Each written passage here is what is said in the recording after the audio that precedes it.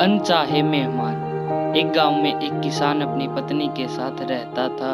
वह बहुत सीधा साधा और भला आदमी था। उसकी पत्नी भी उसी की तरह भोली और नेक औरत थी। दोनों पति पत्नी घर आए मेहमानों की खूब खातिरदारी करते थे, पर उन्हें ऐसे मेहमान पसंद नहीं थे जो आने के बाद जाने का नाम ही न लें। वे चाहते थे कि मेहमान आए मगर एक दो दिन रुककर वापस चले जाएं।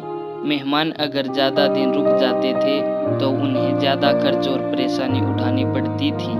एक बार की बात है, किसान के यहाँ उसका साला अपनी पत्नी तथा बच्चों के साथ घूमने आया। किसान और उसकी पत्नी बहुत खुश हुए। दोनों ने उन लोगों की अच्छी खातिरदारी की।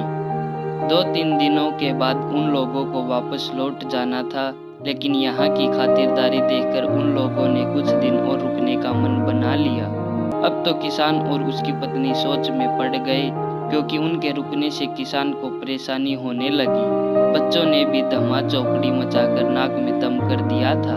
किसान और उसकी पत्नी ने सोचा, पता नहीं ये कब यहाँ से जाएंगे। एक सप्ताह के बाद भी जब उन लोगों ने लौटने का नाम नहीं लिया तो किसान ने एक उपाय सोचा।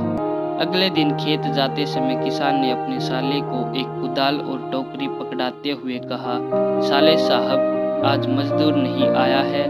मेरे खेत के पास एक गड्ढा है, उसे मिट्टी से भरना है। जरा आप मेरे साथ खेत पर चलिए, मैं मिट्टी काट काट कर दूंगा और आप टोकरी में डालकर गड्ढे में भरते जाइएगा।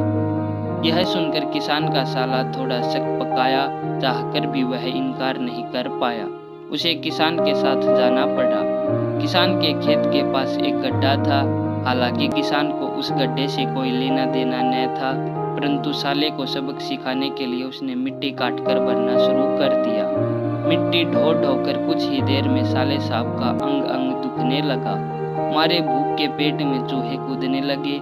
रो धो कर उसे शाम तक मिट्टी उठानी पड़ी। लौटते ही उसने फैसला कर लिया कि अब वह यहाँ एक पल भी नहीं रुकेगा।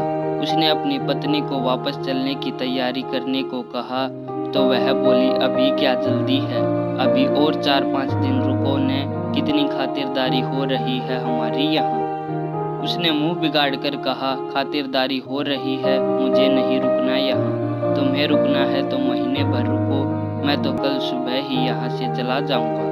सुबह हुई तो साला बिना कुछ खाए पिए ही वहाँ से चल दिया।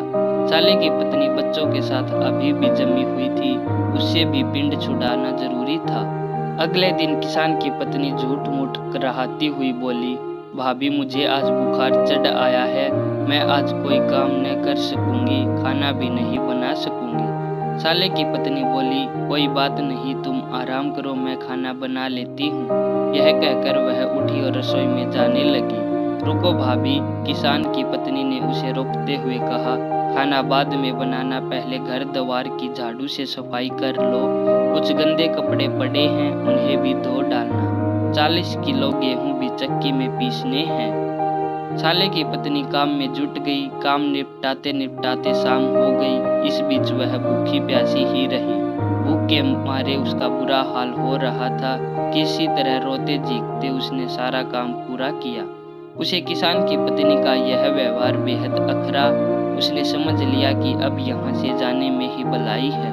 अगली सुबह वह बच्चों के साथ जाने लगी तो किसान की पत्नी बोली, भाभी मेरी तबीयत खराब है, अभी 2-4 दिन और रुक जाती तो अच्छा रहता। नहीं, अब मैं यहाँ नहीं रुकूंगी, मेरा घर जाना बहुत जरूरी है। यह कहकर वह बच्चों के साथ चल दी। किसान और उसकी पत्नी ने चैन की सांस ली।